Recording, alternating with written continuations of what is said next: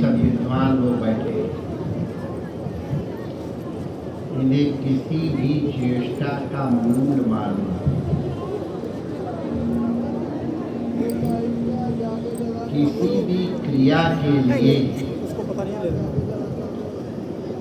पहले ज्ञान होना आवश्यक है। ज्ञानादि, जब तक ज्ञान नहीं है,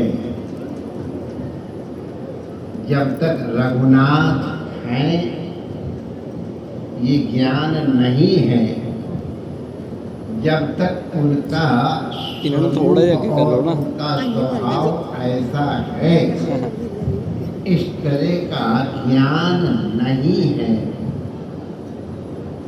तब तक मन के अंदर इच्छा उत्पन्न ही नहीं होती।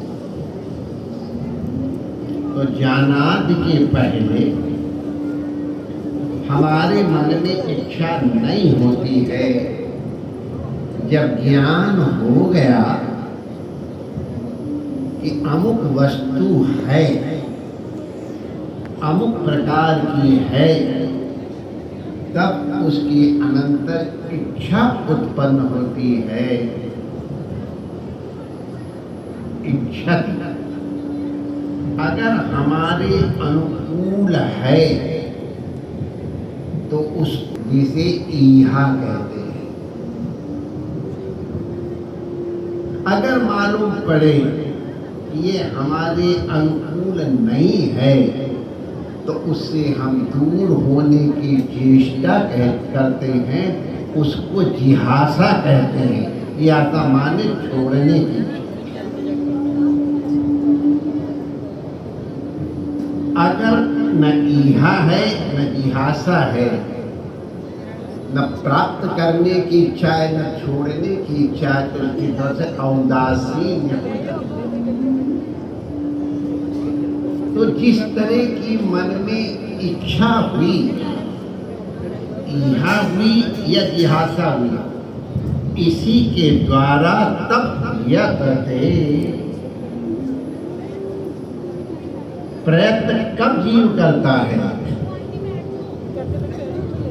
जब उसके मन में इच्छा की जागृति होती है।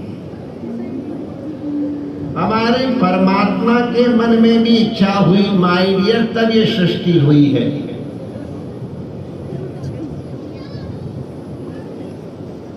उसने इच्छा की,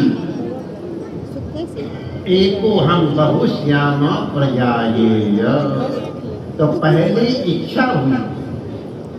और ये हमारे तंत्र शास्त्र वाले इसी को शक्ति मानते, शिव शक्ति सामर्थ्य। एक सवाल प्रसंग करें, आवश्यकता इसकी नहीं।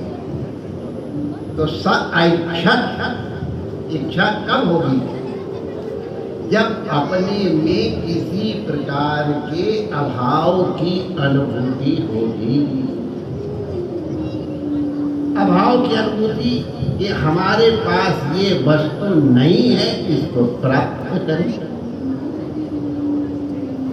अगर मालूम पड़े ये हानिकारक वस्तु हमारे पास है, इसको छोड़ने की चेष्टा करें, तब उसको कहते पहले जाना थी, तब इच्छा थी और तब यतते।